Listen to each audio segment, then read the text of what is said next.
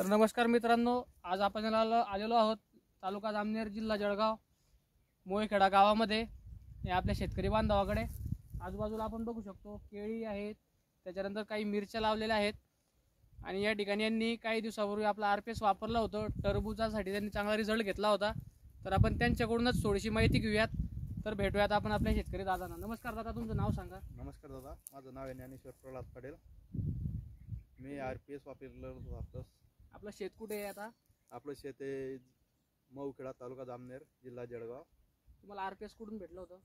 RPS आपल्याला मनीष दादा कुलकर्णी यांच्याकडून भेटलेलं होतं. बरं, तुम्ही कोणत्या पिकासाठी वापरलं? टरबूज आणि केळी. बरं, तुम्हाला किती दिवसामध्ये रिझल्ट वाटला, कसं वाटलं? रिझल्ट आपल्याला टरबूज निघले आपले 3 महिन्यानंतर. 3 महिन्यात आपल्याला एकरी टरबूज झालं 25 टन.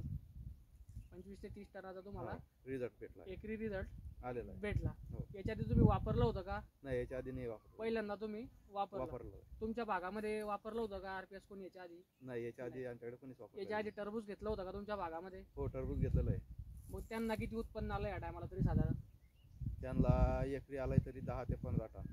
आणि आपल्याला 20 ते 25 25 टन टन किंवा 25 ते 30 टनापर्यंत आपल्याला रिझल्ट मिळालाय. एकरी हा रिझल्ट आपल्याला मिळालाय. हो. आता तुम्ही बाकीच्या शेतकरी बांधवांना काय सल्ला द्याल? तर RPS वापरायचं फायदा आहे, कसा आहे, काय आहे? RPS मुळे आपल्याला फायदा आहे की आपलं उत्पन्न वाढतं. बाकी आपली जमीनची जे मशागत आहे ते चांगली होते. आणि RPS जे ते आपलं हे कृत्रिम सेंद्रिय पद्धतीमुळे तयार झालेलं आहे. आता या ठिकाणी तुम्हाला सल्ला भेटला, त्याच्यानंतर तुम्हाला माहिती भेटली. हो.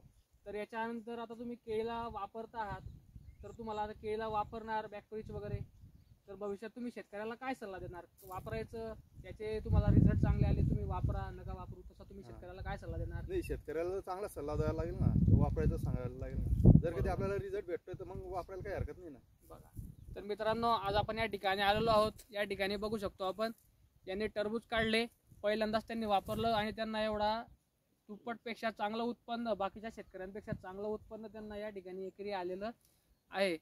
तर या ठिकाणी 20 मुक्त्या चॅनलला सबस्क्राईब करा, लाईक करा आणि शेअर करा.